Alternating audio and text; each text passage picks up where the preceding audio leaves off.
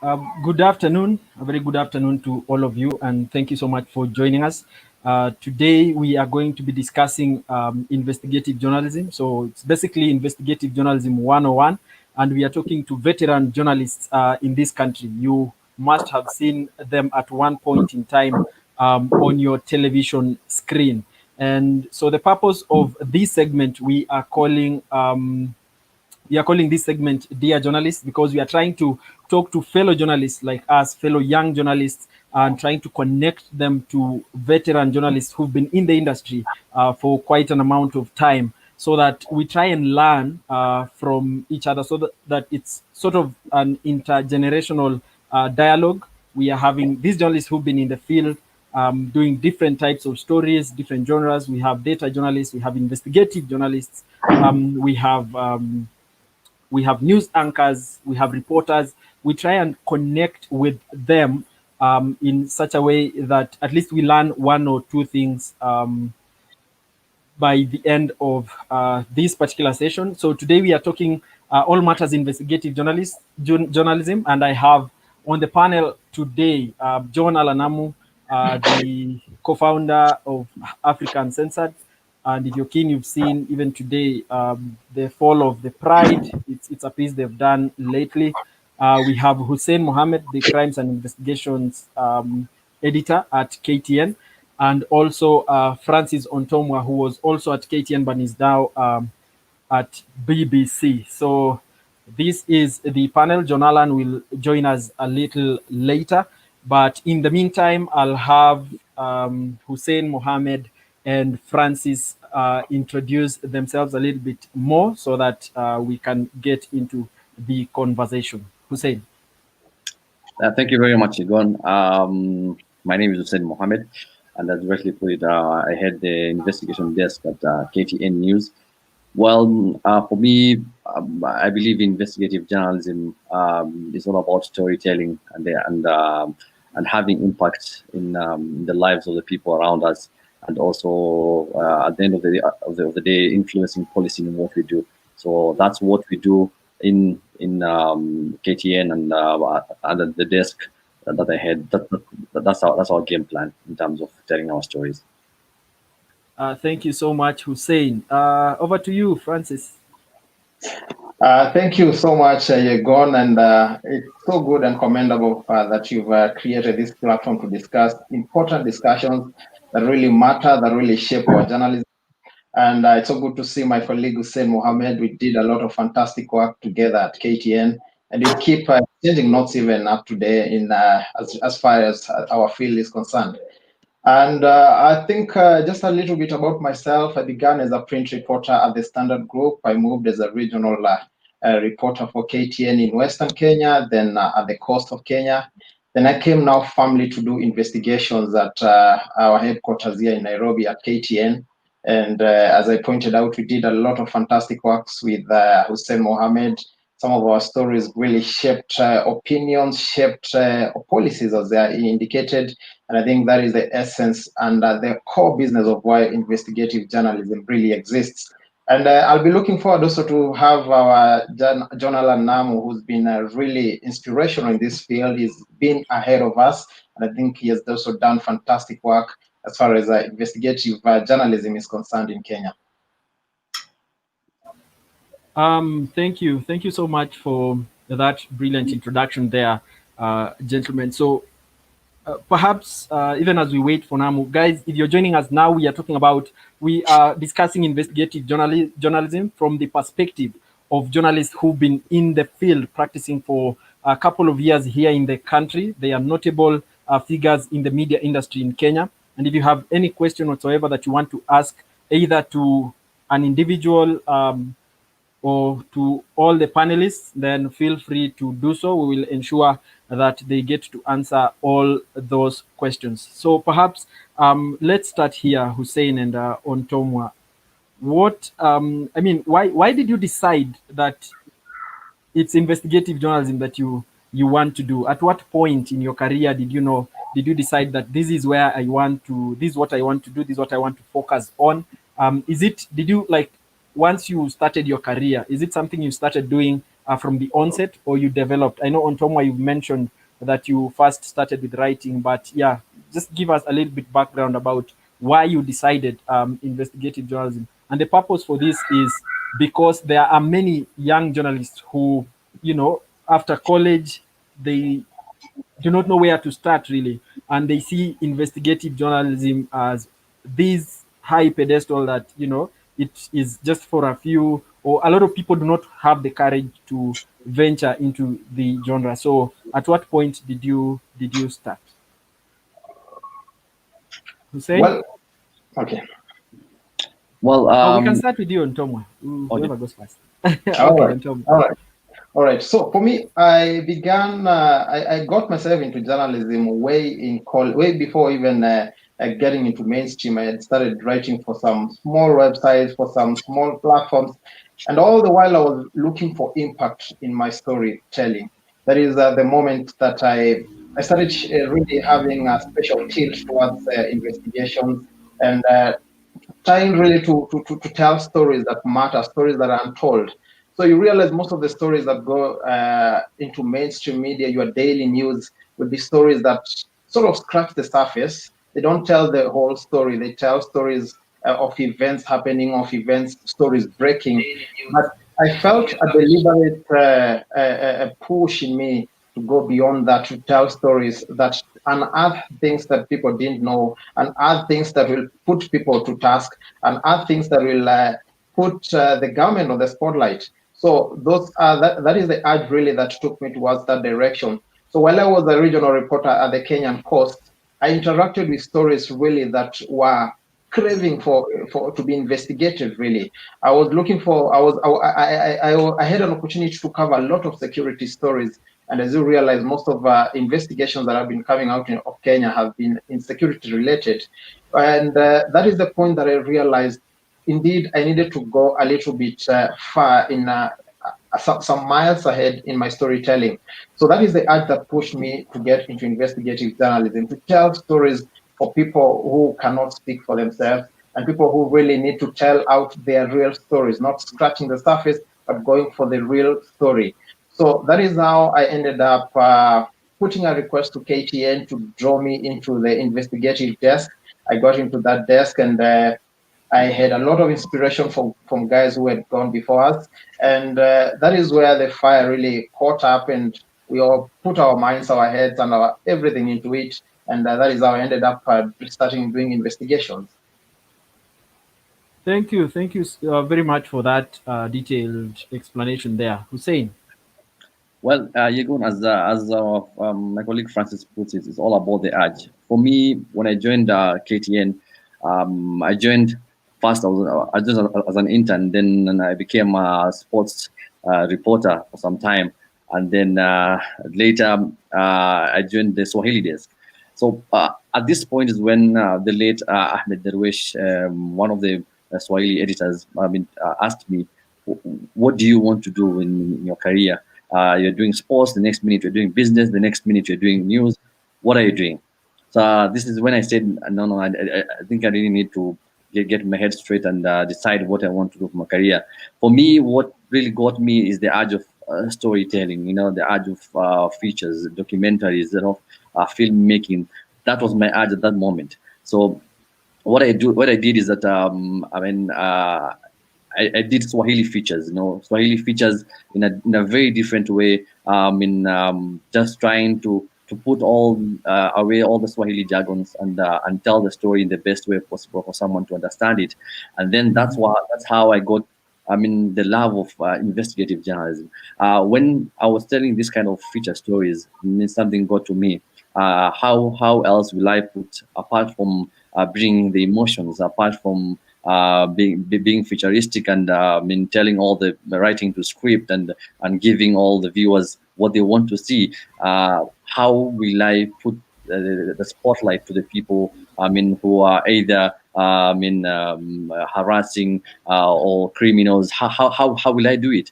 And that's when I decided I think my way forward is just to do investigative journalism. I remember investigative journalism for a long time, and Ontomwa will tell you, for a long time, investigative journalism had been painted as having to see natural sounds with the gunshots, having to see these big soundtracks, in the stories. I mean, for a long time, that's how we grew up knowing investigative journalism. But now, for me and once we got, to the investigations desk, we try to paint it in a very subtle way, which is the way that's supposed to be. Investigative journalism is storytelling. We are all fast storytellers before we are investigative journalists. So for me, I decided the way to do it is just by storytelling and saying the truth and being factual. If someone stole 100 shillings, we say 100. We don't say at least 100. We just say the truth, and that's how we decided. I decided to pursue investigative journalism. Yagon, if I can add something on the back of what Hussein has said. Please. I think Hussein raises very important discussions there. And at the very onset, when most journalists are starting out, it's very difficult really to picture what you want to pursue or follow in journalism. And it's fine because it has its own advantages, because then it exposes you to a wide range of opportunities, a wide range of areas and facets of journalism that you can pursue. But at some at some level, you feel like that is the point that you want to take some direction, follow a particular line of reporting. And I think that is the urge that I think Hussein has been talking about, that it reaches a point when you feel, let me follow a particular direction. And that is how most of us found ourselves in investigative journalism. Thank you very much, Ontomwa. And we finally have John Allan in the studio. So thank you so much for joining us, John. And probably where we've gone so far, I've asked Francis and Hussein to tell us a little bit about where they started their journey. Why investigative journalism? Is it something that they just started once they started their career, decided I'm going into investigative journalism, or it's something that grew, an interest that developed gradually? So perhaps you could introduce yourself, then you can respond to that. All right, thanks a lot, Yagon, and my sincere apologies for joining the call late. I'm running errands with my boys, and they're at a haircut. They're having a haircut, so I just dashed into the only room I could find. So my apologies for that. No problem. To your question, I think my journey started way back, a little earlier than Hussein and Francis. In about 2006, and I caught the tail end of Francis's question, of Francis's answer, in that many times for an investigative journalist, the yearning to tell deeper stories is really what drives you out of regular news reports and other things.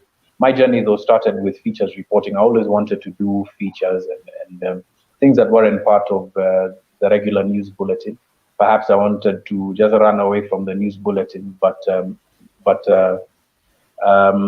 wanted to run away from the news bulletin, but that's how it started. And I kind of just fell into it after looking to do deeper and deeper and deeper stories, things that were more tethered to what's actually happening, rather than sometimes, within news, sometimes, and you can see this a lot with our politics, journalists and news organizations tend to go down a rabbit hole of politics, where then the political story becomes this thing that you chase that never really gets fulfilled. I feel that in as much as politics is a very crucial and important part of our society, that the way we report it sometimes, got under my skin, that and other issues. So I felt that there was a need for me to go and tell deeper stories.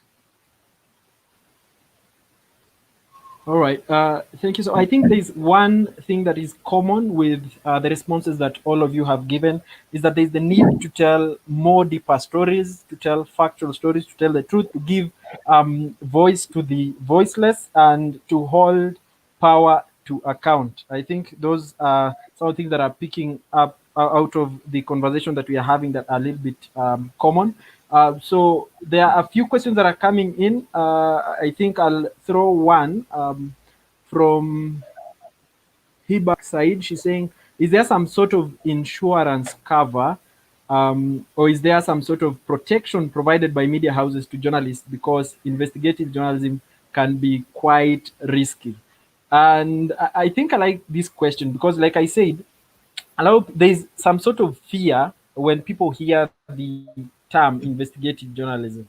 Yeah, that when you see a piece that's already done and it's out, people like it. They say it's good, it's brilliant, but the work that goes around behind, producing that particular piece, a lot of people tend to fear this thing called investigative journalism. So let's help break that down, and perhaps we can now respond to the issue that Said has raised there.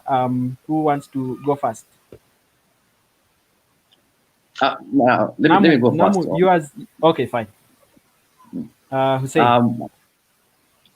For me, I believe in investigative journalism, risk management and risk assessment is one of the biggest things that one could have. I mean, from your personal self, going to the company is one of the biggest department that should be there. I know in some companies there's what they call a risk assessment unit, where they look at the risks in terms of the story you're telling, how you're going to work on it, the sources, the biasness.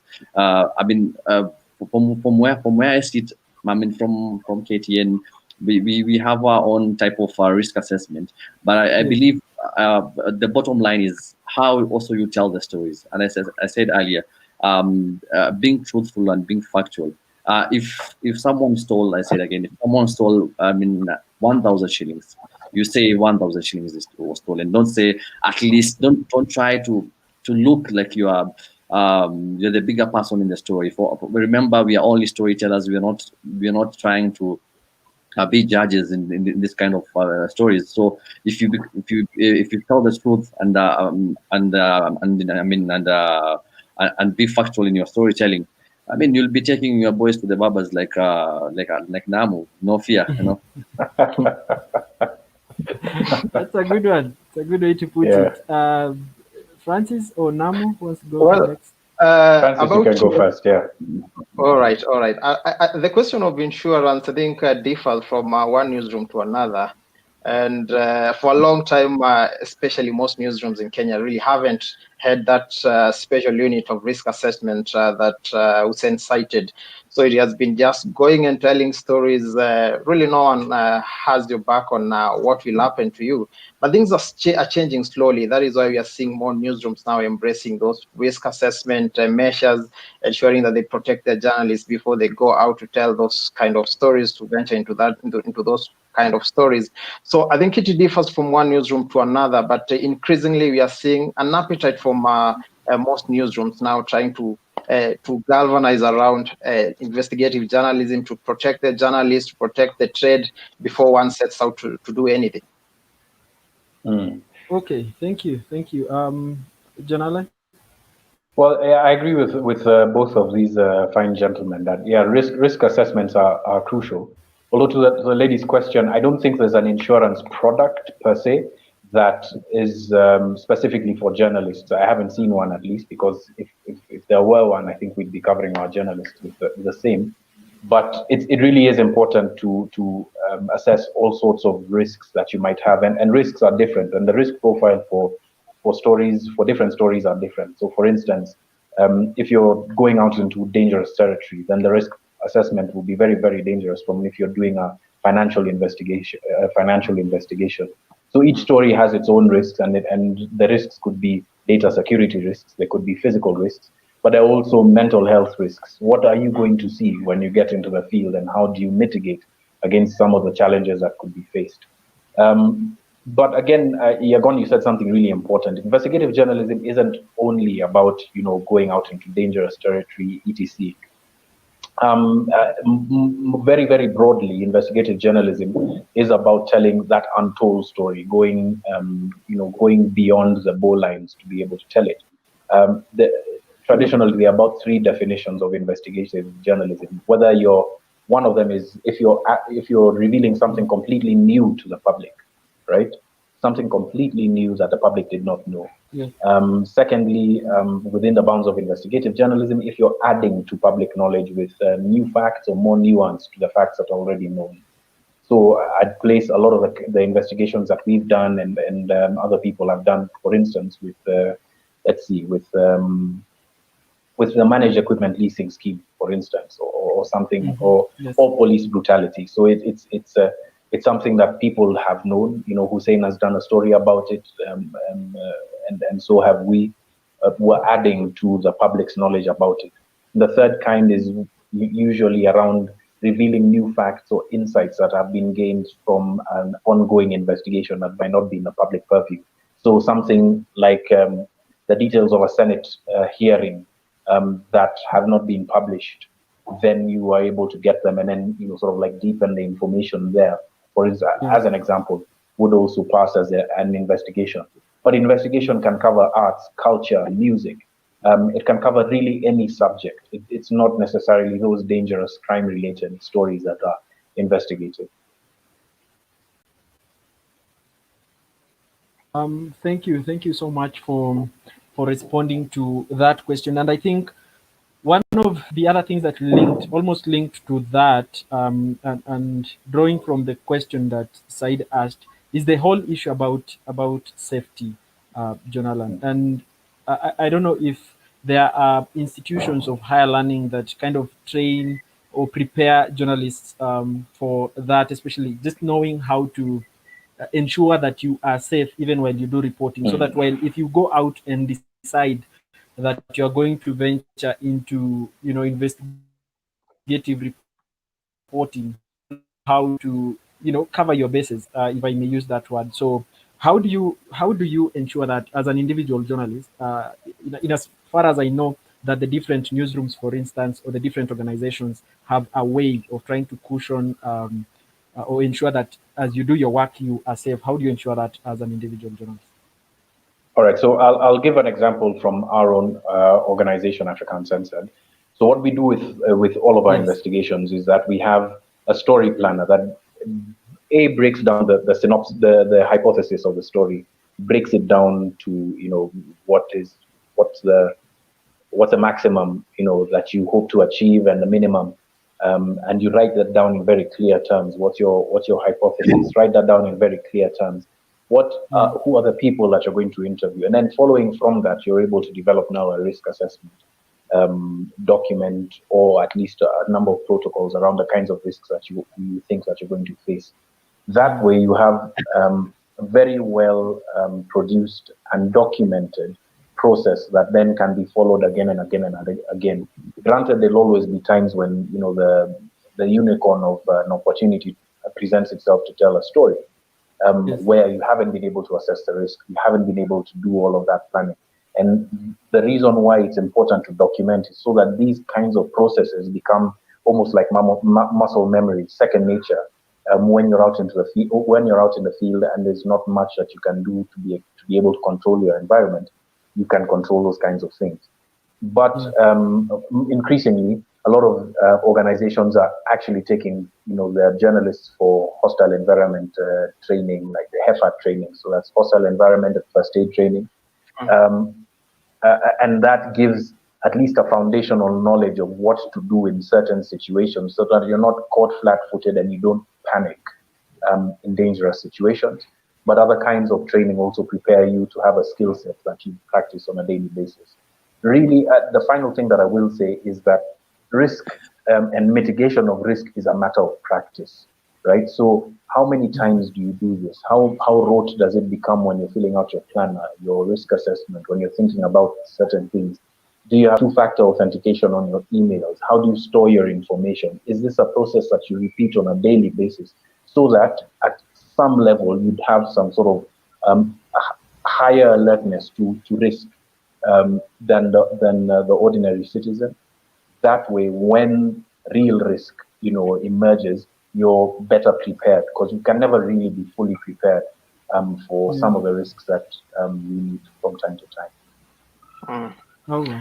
Yagon, there is a cliche in investigative journalism that no story is worth your life, and I think it's instinctive in terms of telling journalists that be alert, be aware of what you are out to do, be aware of what you expect to find in the field, or in the newsroom as you pursue your stories.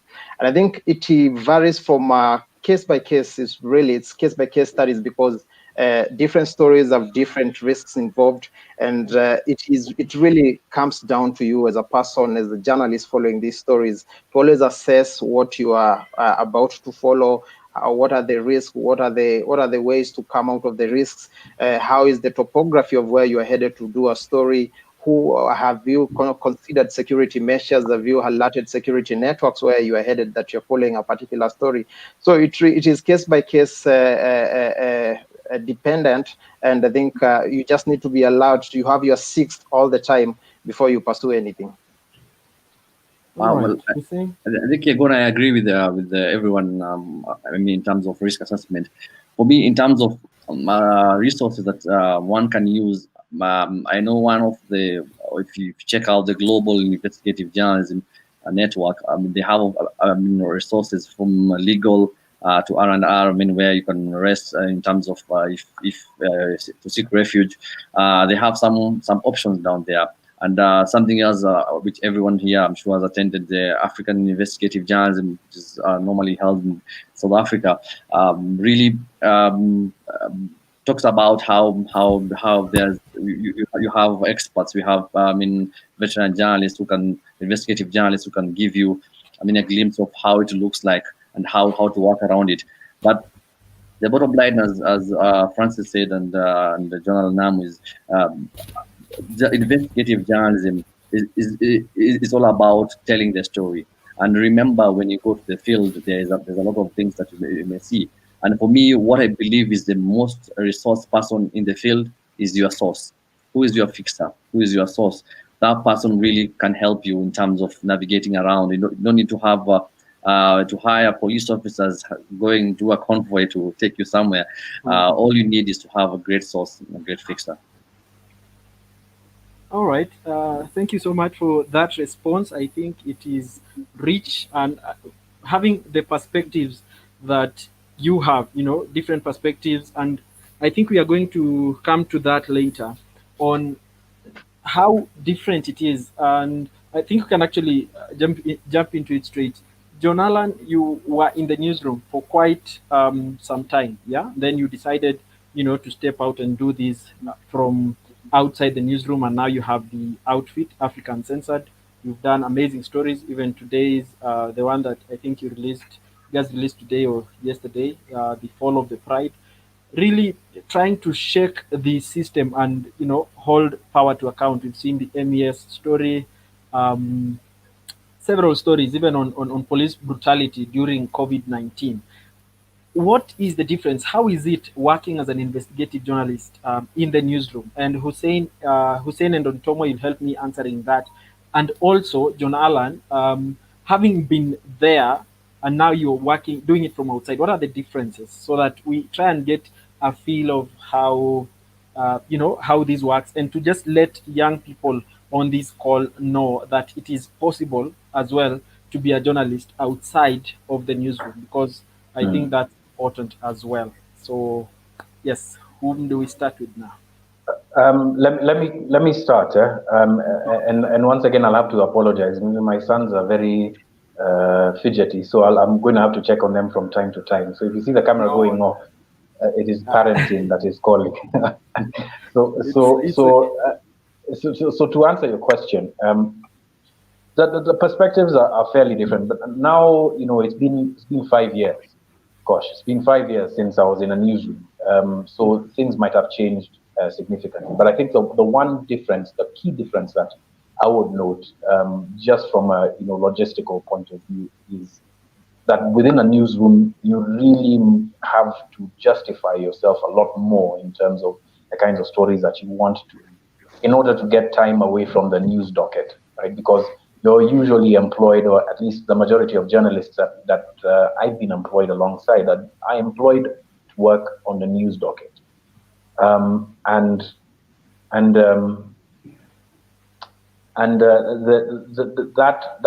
has a lot of demands on your time, and therefore it's very, very difficult for you to be able to manage that and to balance that.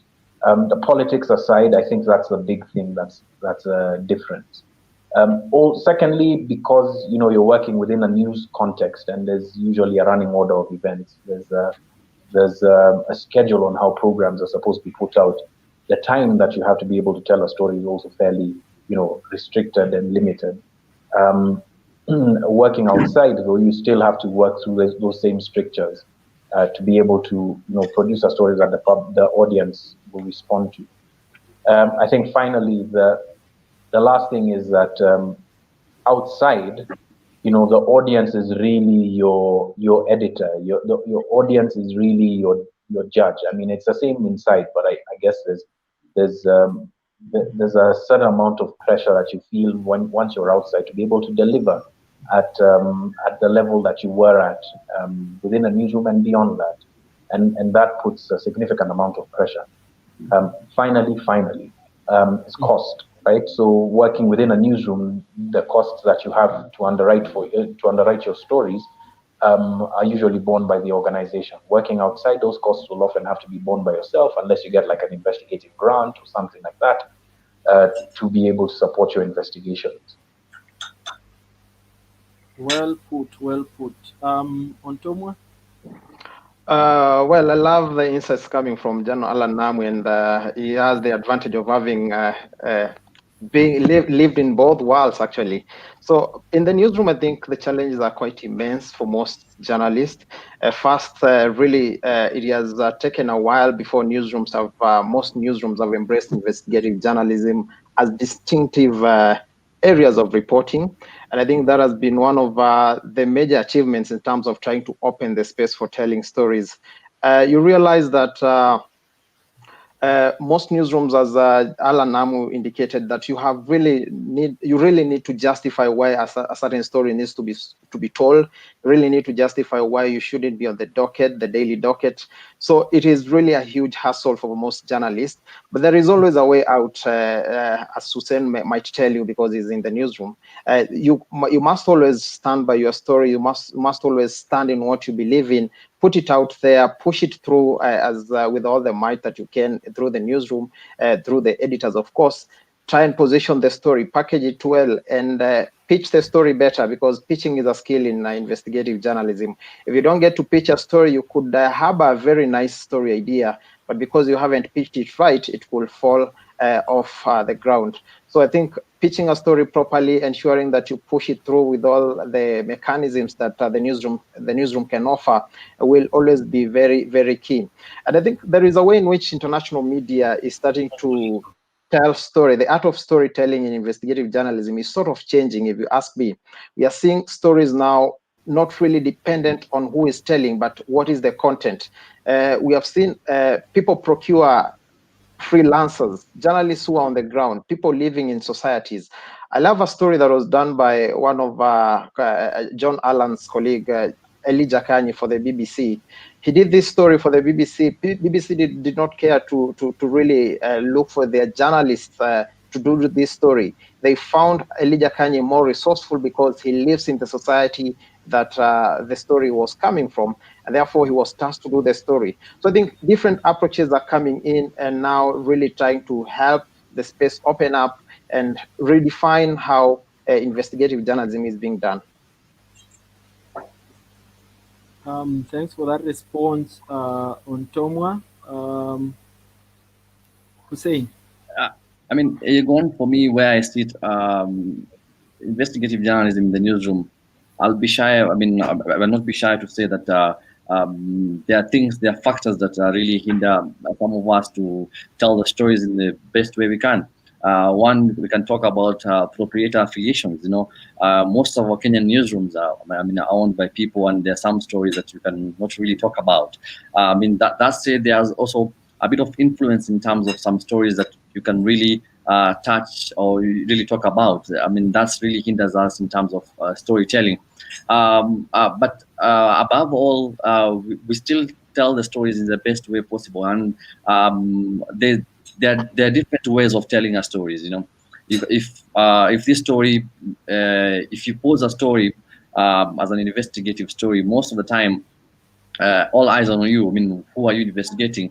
I mean, what is the basis of your story? As Ontomwa puts it, the pitch of the story should be one. One really defined pitch, such one.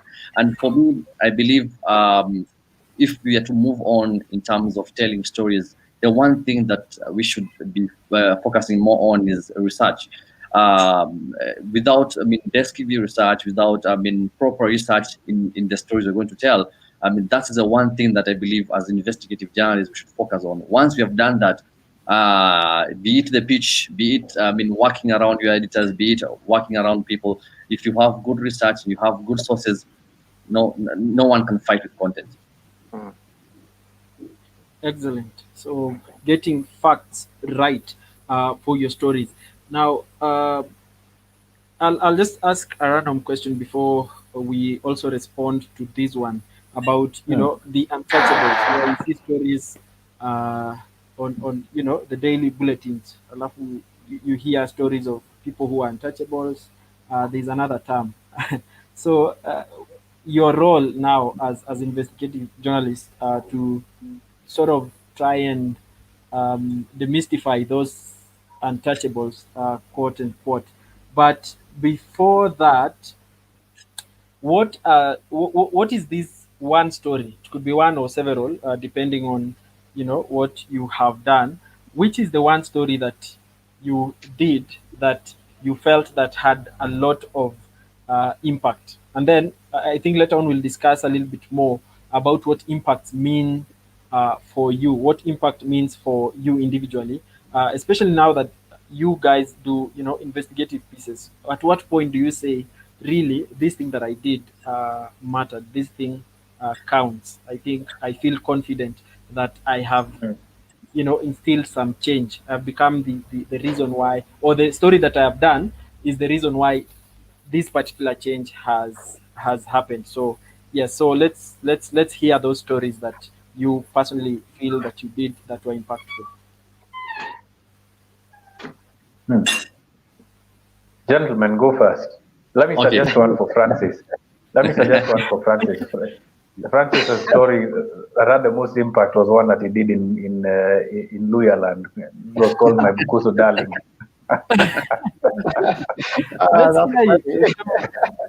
Yes, of course. Bukusu Darling, though not very investigative, but it was a beautiful love story.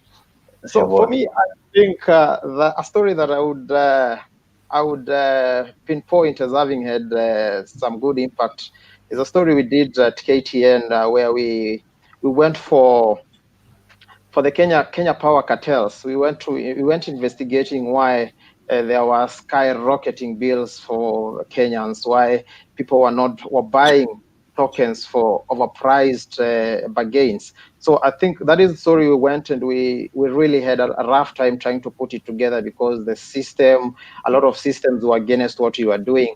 But and that story was postponed a lot of times before it aired because it had lots of frictions. So we had the challenges of getting the data, the challenges of accessing the right people to talk to. But finally, we were able to put together a report that exposed how Kenya Power was not giving Kenyans value for money as far as electricity production and transmission is concerned, and it really had a lot of it really sparked lots of discussion. It sparked a lot of interest from Kenya's parliament, and we saw a lot of actions and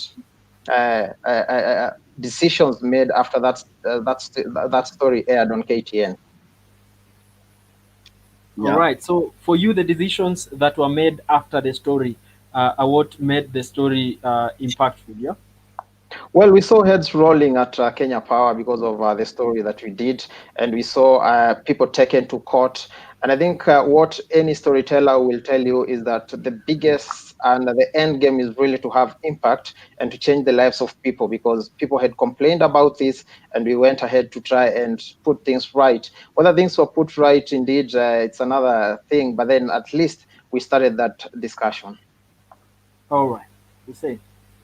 For me, several stories. I've told. I've had good impact, and and also influence policy.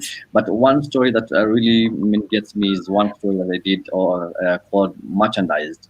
Merchandised was a story where we went undercover to expose how young 15, 16-year-old Asian girls from India and Nepal are brought here into Kenya, and the kind of slavery they are put to, the kind of sexual exploitation they are put to. So we spoke with these girls in undercover, trying to film how their life is, how their masters are exploiting them. And after we did the story, the government of Kenya, took the women. They were taken to a safe house, and they were taken back to their countries. And for us, that was a success story. And recently, we also did one story called the Karama Servants, a similar story of human trafficking, where young girls, 12, 13-year-old, are bought from Uganda, northern Uganda, the Karamajong area, and then they are sold like commodities back here in Kenya. And we followed their lives to where they were sold to Somali communities in Isli. And later, after we did the story, the government of Uganda and Kenya came up together, and all the girls that were 114 to be exact, the girls that were being trafficked, they were taken back to their homes back in northern Uganda. So for me, the impact really moved me to tell more stories. You can imagine now from merchandise to now Karamajong servants. It really gives someone the urge of going back and putting smiles onto the people you're doing the story to. That's brilliant. John Allan, finally, we are back. So it's very difficult for me to pick and choose. Can I just categorize them in terms of the various ways that they impacted me, and then maybe now the audience can make a decision. So the story is not an investigative story. The story that I had the most fun doing was the Loliondo Wonder, when we went to northern Tanzania to visit Babu wa Loliondo. I thought it was just something that just defied every expectation of what you'd find on the ground, and that story really sticks with me. The story that impacted me the most in terms of my decision to leave to leave KTN and join Africa Uncensored, was one called Plague for Profit, where we featured the lives of a small community of people in an informal settlement called Owino Uhuru in Changamwe and Mombasa. I know Francis did a lot of reporting as well on the same. Fairly recently, they received a fairly large award from the courts, 1.3 billion shillings, which unfortunately the government is appealing. So I don't know whether we can call that lasting impact. And then the story that opened my eyes to the impact of war on the region that we did in October of 2018 was the Profiteers, where we looked into the impact of illicit financial flows from South Sudan specifically into Kenya, and we unveiled the use of the timber trade, the illegal timber trade in South Sudan, in terms of funding a war in that area. Fortunately for us, the SPLA in opposition actually took action and interdicted one of the generals that we had featured, as well as some of his underlings. They commissioned an investigation. I don't know whether it was, for show, but that story got mentioned in the House of Commons in the UK, and it became part of the body of knowledge that the United Nations was looking at in terms of how people fund wars and the impact of illicit trade or illicit financial flows in East Africa. So I mean, there's different ways in which stories can impact. But honestly,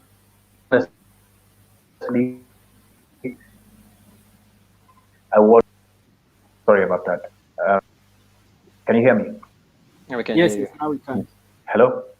Yeah, sorry. I was saying I watched each of the stories that Hussein and Francis did, And honestly, hats off to you, gentlemen. You've done some really, really impactful and brilliant work, and really pushing the envelope within the mainstream, and now Francis within the BBC. Thank you. Thank you, John. Yes, I think that's really nice to hear that the work that you've done has, influence some sort of decision making, some sort of action that will at least help change the lives of the people whose stories you have told. Now, we are having guys following and watching this from as far as Sierra Leone. We have Salu from Sierra Leone. Salute for following the conversation from that end. We also have Muwonge Silas, who's watching all the way from Uganda. And we also have Josiah Odanga, who's watching from Kisumu.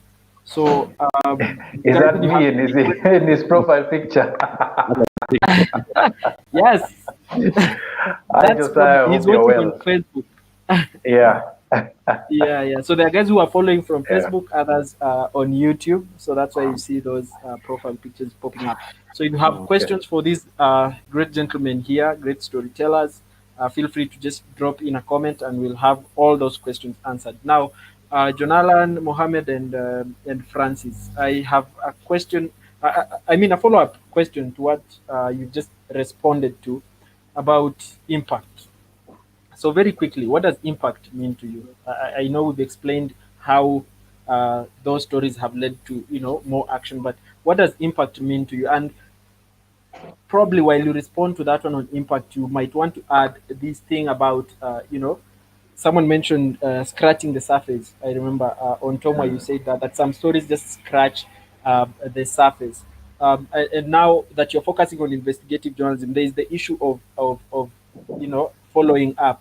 After the first piece is out, you want to follow that up. And I've seen, John Allan, you've done a lot of that with the Owino Uhuru story. So following up until, now there's this story about the compensation and also the impact, and if that follow-up helps you achieve more.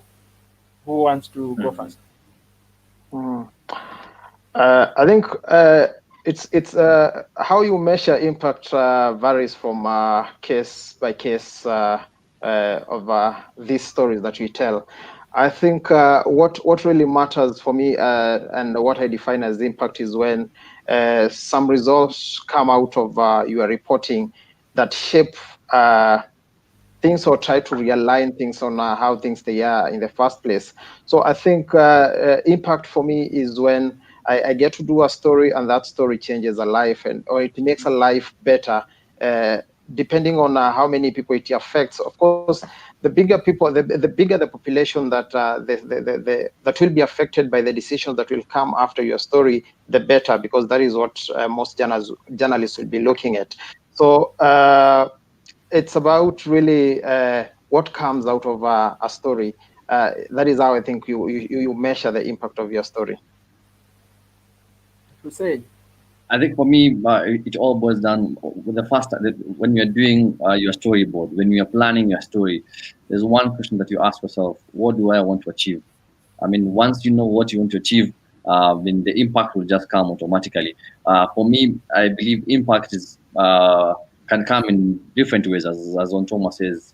Impact also means you're sleeping well. You have done your story. You can sleep well, knowing that a family of 6 in northern Kenya who are hungry because of funds have been stolen. They're now happy. You can sleep well knowing that so and so who was sexually harassing someone.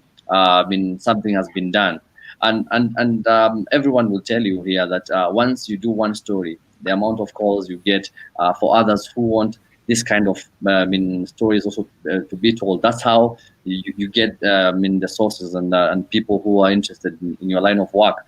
So for me, impact is making a change in someone's life.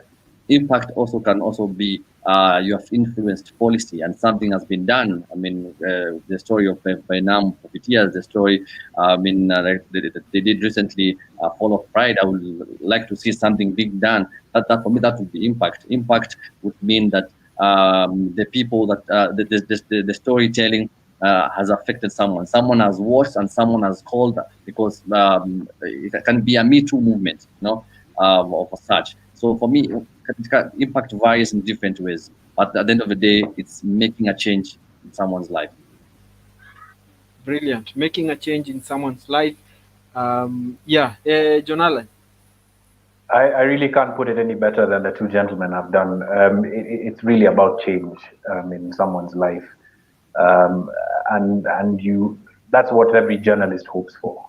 Every journalist dreams for. Sometimes policy can be very abstract, right? And those kinds of things often don't happen when you want them to happen.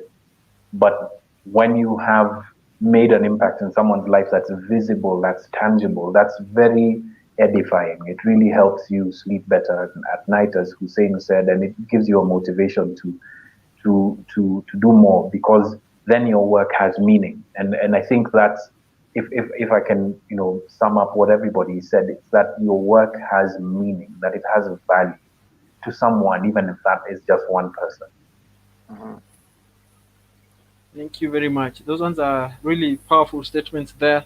And I think we have a few questions here for you, gentlemen.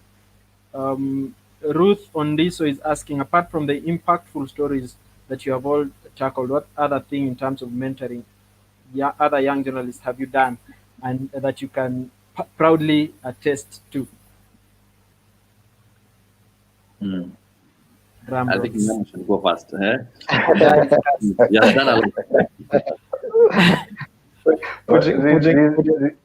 these young men over here, you included, Yegon, might be able to talk about that. But I mean, as Africa Uncensored, one of the things that we're most proud of is that we have tried as much as we can over the 5 years that we've been in existence to train younger journalists, early career journalists, put them in touch with people who have the skill sets that they would need to be able to advance themselves. Looked for money to help make small grants for stories, for storytelling. I personally try and speak as much as possible at forums such as these, because the information, the knowledge that I've been able to gain is useless if it just stays in my head. From time to time, I've tried to mentor one or two journalists, or they've asked me to mentor them. I think, Ruth, that pretty much sums it up. And then I guess, I don't know whether this makes sense, but I try as much as I can to live truthfully, both in my public and my private life. Because, as young journalists, and as journalists, usually the only thing that we have is our credibility, right? We can make money, we can build empires, we can do all of that. But at the end of the day, what really helps you sleep at night is your credibility and the fact that you do your job as best as you can. So that's why I think many times you'll find journalists are some of the most self-critical people that you will find. They'll constantly be thinking, could I have done better? Did I do better? Did I do justice to this story? Why is this person complaining? And that's one way of passing on, passing the torch to younger journalists, by reminding them that it's not just about what you do when you're on air, it's really how you lead your life off air. And we all make mistakes. We make many big mistakes, but it's really how you're able to get up from that and try and live as honestly and truthfully as possible.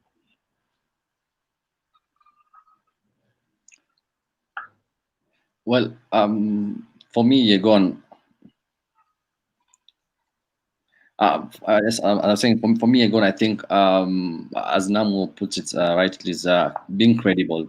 I mean, how do you carry yourself? Mentoring can come in different ways.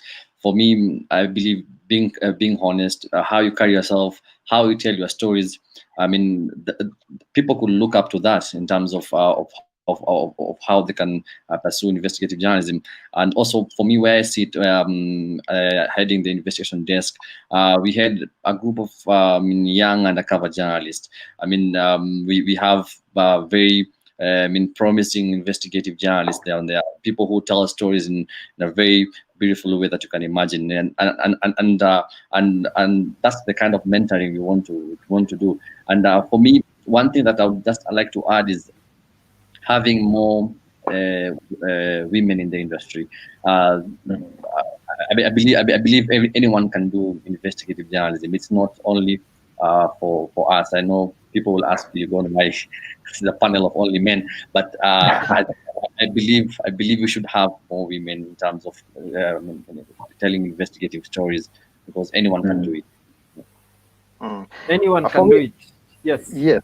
First off, I would commend a lot. I think Allan Namu has done quite impressively in terms of mentorship. I've met so many people who have been mentored under John Allan Namu, and that is very impressive.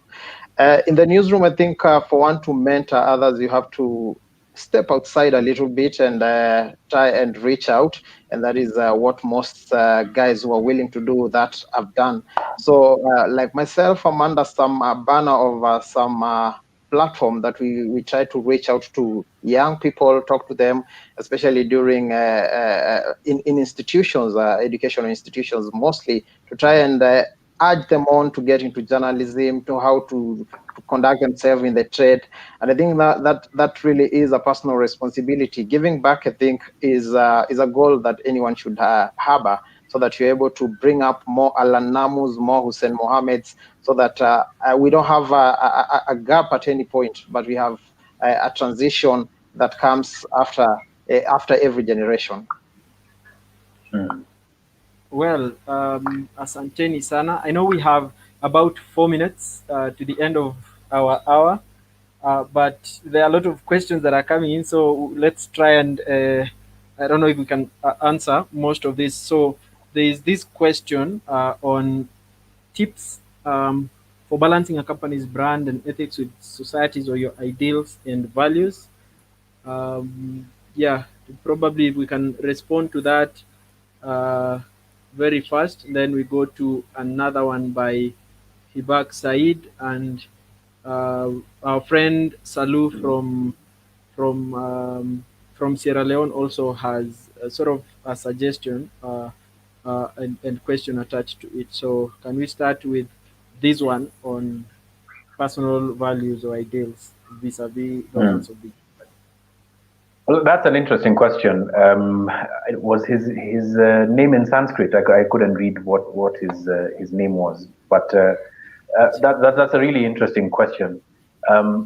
Look, I think at the end of the day, it's really your values that matter more than the companies that you work for, and there'll always be compromises in life that you'll try and make, but there'll be those irreducible minimums in terms of your values that you must be able to try and keep. And if those are often harmed, you can either walk away, talk to your boss, tell them that that's an issue for you, and see where that lands. Sometimes the pressure will be quite a bit, but I think it's really important to be clear with some of your seniors that, look, these are my values, these are things that I won't cover, these are things that I cannot cover, or these are things that I will not say. And being clear, even though they might be against you, they'll respect you for it. I have a younger cousin in a newsroom who did that, and I think she's been respected for the things that she said. Okay, yeah. Personal values vis-a-vis that one of the company, Ontomwa, or is it Hussein who wanted to go first? No, I agree with Namu. What Namu is saying is true. If you stand by your word, of course, for me, as I said earlier, in the newsroom, we have the appropriate affiliations. We have different kind of interests vying from one to another. But for me, is standing your ground and saying that this is what I can't do this. I mean, and if we were to do this, this is how we'll tell it, because we are the storytellers, we are the reporters, we are the journalists. We should tell the stories in the best way we can, not being influenced. Because once you set that trend, it will not change. So you need to stand your ground, and I agree with Namu totally. Mm-hmm. Yeah, I think one virtue that I've learned in the trade is that independence really matters in storytelling. So you have to have your values right and stand by them at all times. Be guided by the ethics and the ideals of journalism. Know the codes of conduct, so that you're able to shield yourself at all times. Don't let your personal values be overwhelmed by the company's brand, really. All right. Thank you so much. We have this other question from Hibak Said. Are there untouchables? I think we had mentioned it. Like, is there an unspoken limitation the stories you can and cannot do? That is aside from the rules provided by the Media Council of Kenya. How are untouchables now? Let me try and answer that one, Hibak. In newsrooms and in the mainstream, usually the untouchables are quite clear, and it's usually related to ownership and those kinds of relationships up there. As an independent, the untouchable it could really be anyone, and it's often dependent on the validity of your facts, how deep you're able to go, that allow you to touch those untouchables or say, look here, I can't go this far. Then I think again, it just depends on how you define untouchables, because untouchables aren't really always those guys who you have you think are far beyond reproach or are far above speculation, or you act with impunity. Sometimes an untouchable can be a friend of yours who perhaps has relationships that you frown upon, but because of your own personal relationship, you're unable to to pursue your story because of the biases there. And sometimes it's good to be clear and honest with yourself, and look at it as broadly as possible, so that when you come up against a wall like that, say Hibak, if for instance, God forbid, someone in your family or a good friend of yours was engaged in corruption, and this is a person who helped you personally, and you felt very strongly that the story had value, but if you did it, it would damage all sorts of relationships in your own personal life. That is a valid explanation for not wanting to do a story. Many people will say that that's you're not in the profession to be liked, you're in the profession to tell the truth, but you're also a human being and you have your own biases, you have your own limitations, and those are the ones that will help you define who your untouchables are. Right. You want to add a voice to that? Anyone? Hussein or? Well, I love how broadly Allan Namu has given the context of the untouchables, because when you talk of the untouchables, mostly people will look at the untouchable as being defined as people who can't be touched, people who you can't tell stories on, and I think that is mostly a hindrance by a lot of factors. Maybe the newsroom, how the newsroom has been structured, maybe by you yourself, maybe you fear going for these people. But I think I would say when that, if we can talk about that context, I think there shouldn't be untouchables in terms of people that cannot be exposed, that is. So I think it's always good to go for the big fish in any stories. If there are people who really matter, go for the giants in a story, I think, for you to have real impact in any story that you're pursuing. All right. Thank you very much. The final one here, before I ask the final one on my end, is the issue of mentorship. Salih is asking, can we explore creating a platform where emerging storytellers have the opportunity to connect and learn from you, pitch story ideas, and seek advice from great storytellers like you? It could be a WhatsApp group or something very close. Anyone? Is that a possibility? All I'll say, Salu, is that there's an idea that I'm working on. It's in the works. Hopefully, it comes out over the next couple of years. All right.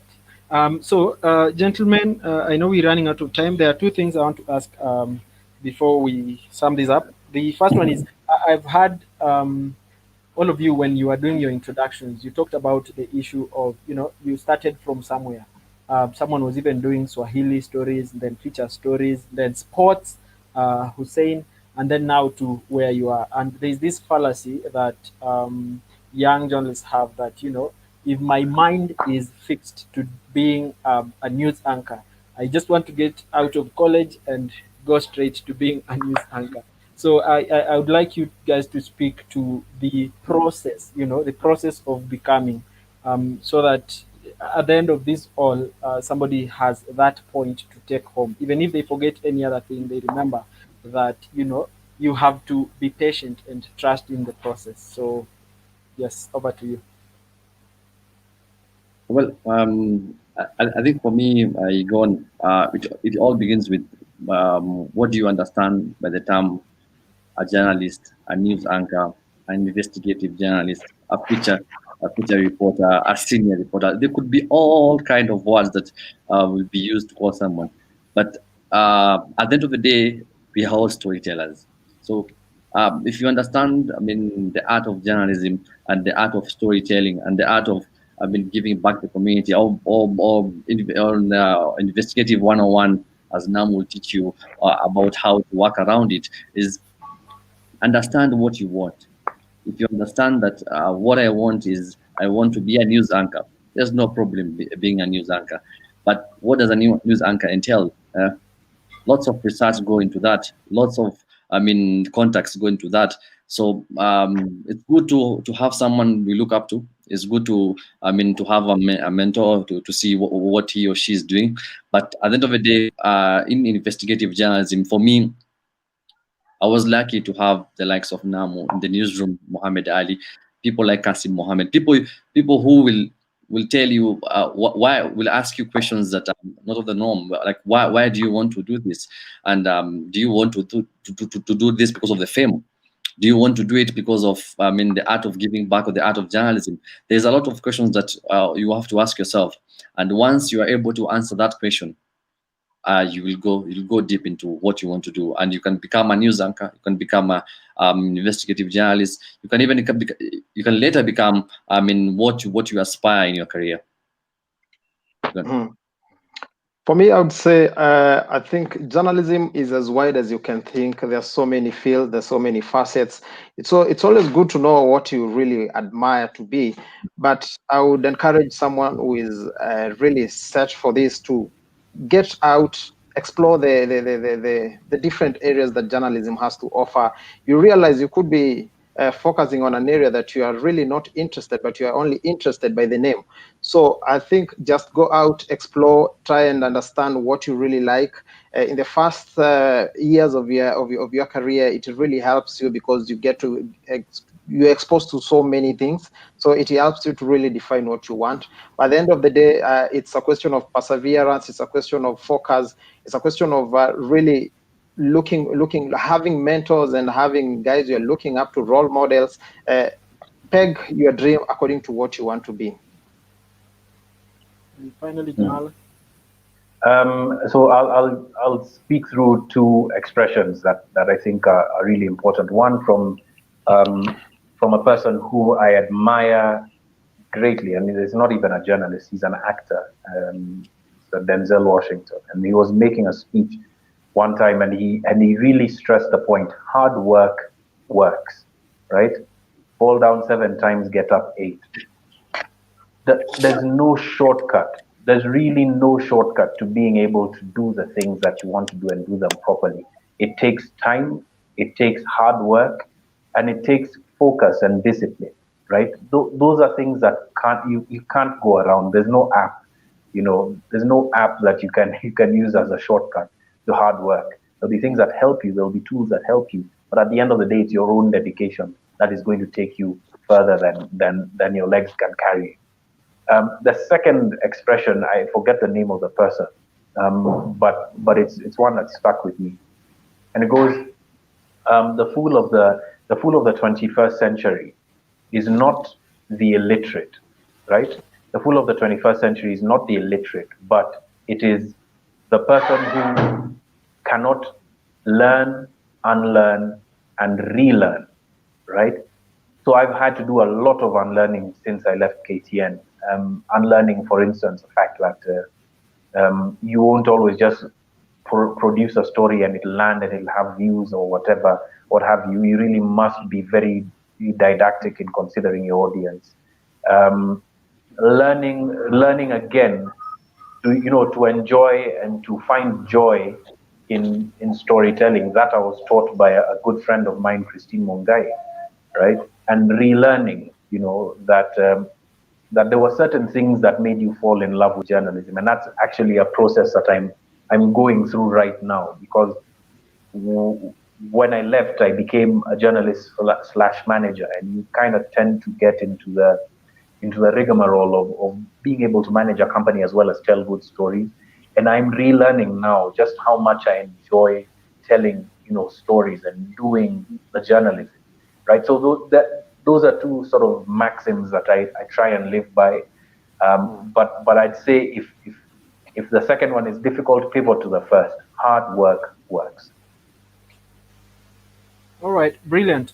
So finally, are there female colleagues? I know Hussein, you had mentioned that there's need for that anyone can do this. So to dismiss any doubt that people have that there are no female investigative journalists. So do you have colleagues, like female colleagues who do this work with you? Yes, yes. I mean, the newsrooms we have journalists who are telling investigative stories. The likes of Asha Mwilu, a seasoned journalist, who has been telling this kind of stories. We have Purity Mwambia, who also has been telling these stories. The others who are coming up and who want to join. The people of investigative journalism. But as I said earlier, anyone can tell this kind of story. It's not about the risk assessment. It's not about the insurance, as people are asking. It's about being truthful and being factual and being a journalist. Anyone can do it.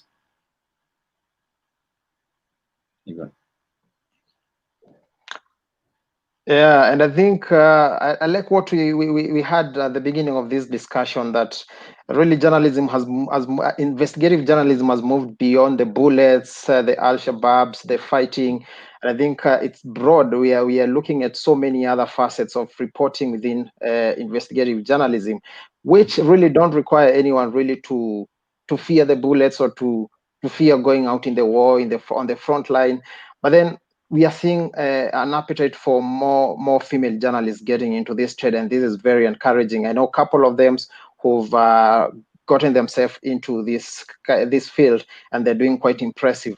So I think we need to encourage as many women as possible to head these desks of investigations, to lead the investigations in all facets, or in all manner of fields that you can think of within the investigative journalism realm. So the possibilities are wide, if you ask me. Yeah, I mean, locally, there's like Hussein mentioned, Asha's just founded her own company, Debunk, which is doing a lot in terms of both investigative and in-depth journalism.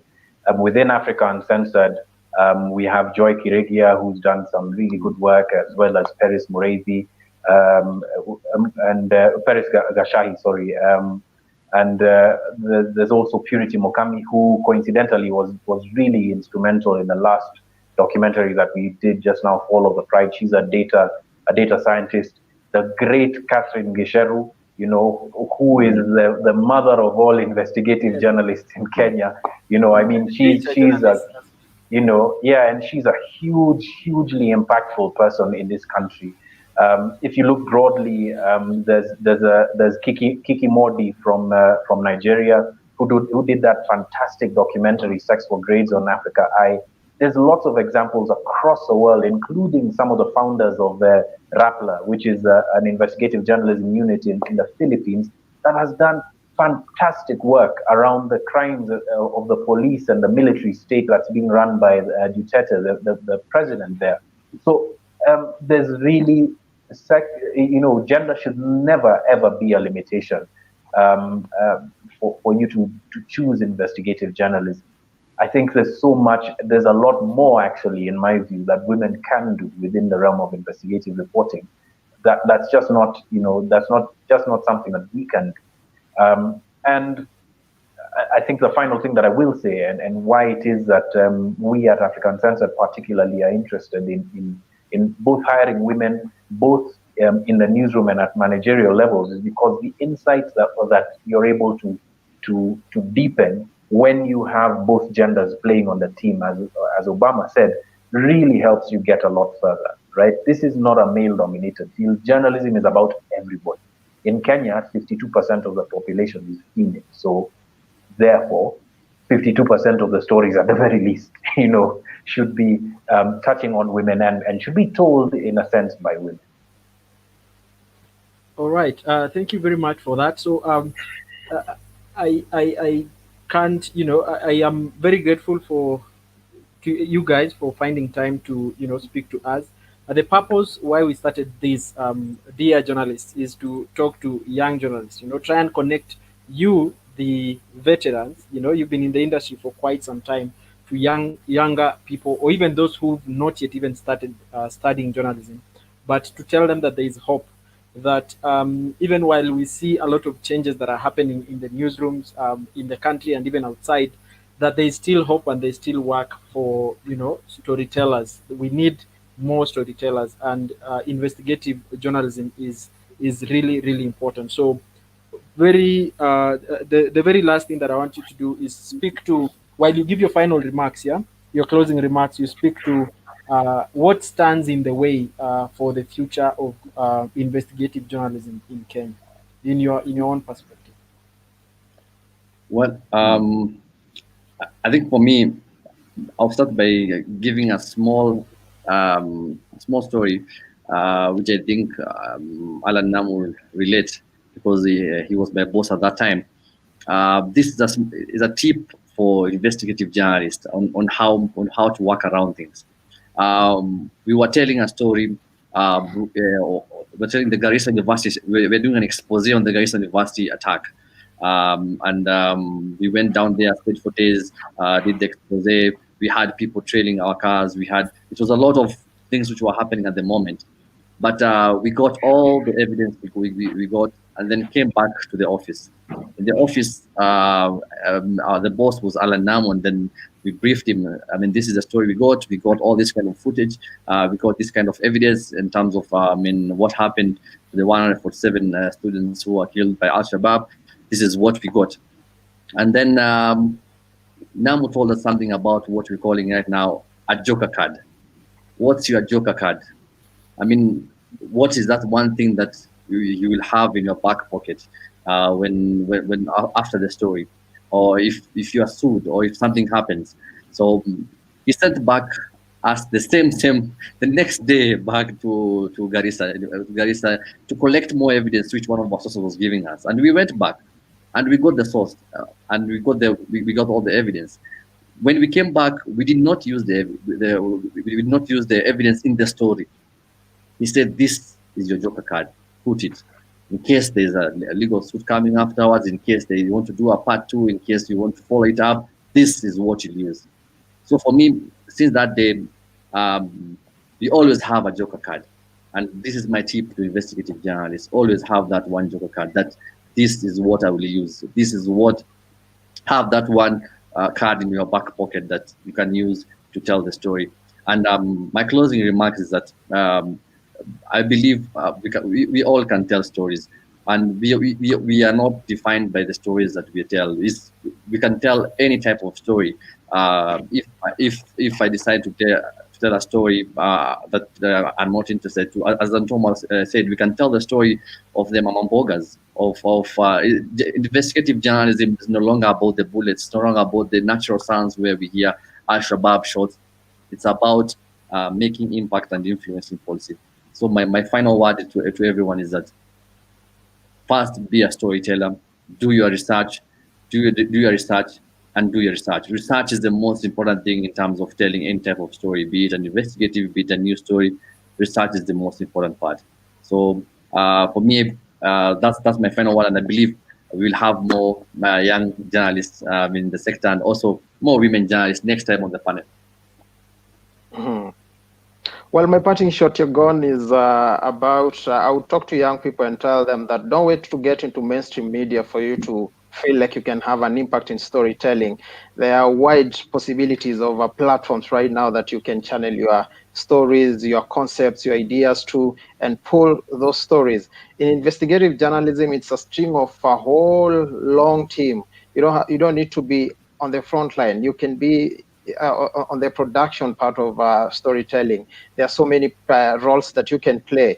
Social media is a platform that is for everyone. You can tell your stories on social media. You can become a blogger and unearth stories that really mean and make an impact in society. So I think possibilities are wide. Don't gag yourself. Go out there and explore the world. Thank you, Ontomwa. John Allan. I'll end with a bit of a story.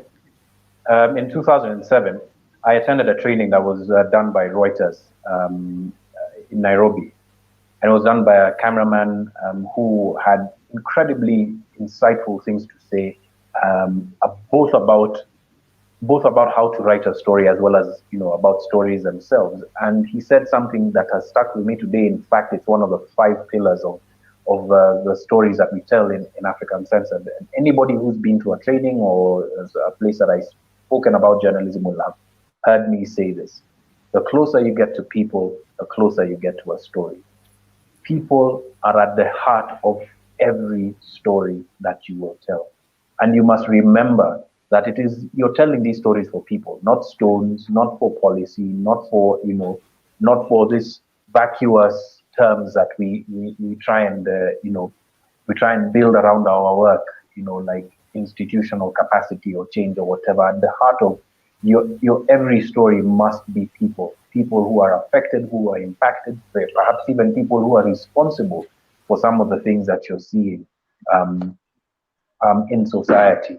If you keep that, I think that's one thing that's impacted me. And if you keep that as one of the things that you think about every time you do a story, then you should be fine. But finally, Yagon, I really must say thank you. Honestly, Mobile Journalism Africa is something that I admire, and I'm trying to think about in terms of how to tell better stories. This is really the sort of thing that I always dreamed of whenever I left, that there'd be an environment like this where it's not just me or Hussein or a few people, but a multiplicity of people who are interested in journalism and are interested in doing things right. So I really must congratulate you and Marvin and everybody at Mobile Journalism Africa for the work that you're doing, because this is really going to, inspire a lot more people than you will even believe. All right. Thank you very much. I would have loved that this conversation continues, because there are more and more questions, and I know, you see, the way the conversation is evolving. I'd want to listen to it more and get more insights from you, but we have to end it there. We are going to continue with this series, and we might even invite you over some other time. But really, thank you so much for helping us start this off, and for giving all the insights that you've given regarding investigative journalism. So thank you so much, and thank you to also the viewers that have asked questions, reacted, responded to the conversation that we've had here. Someone by the name, I think Medi Production, said we should organize a lot more insightful and educative fora like this for people who are interested in this field. So we are going to be doing that. We'll get reporters here and there. We'll get even management, people who are in this space, but in management, so that we also try and learn these things from the people who are before us. So asanteni sana, gentlemen. And yeah, I think we will end this conversation here for now. It will be available online on Facebook and on YouTube, Mobile Journalism Africa. And at Mobile Journalism Africa, we believe that our stories are best told by us, and you have been on the forefront in doing that. So asanteni sana, and kwaheri. Thank you so much. Thank All you. right. Bye.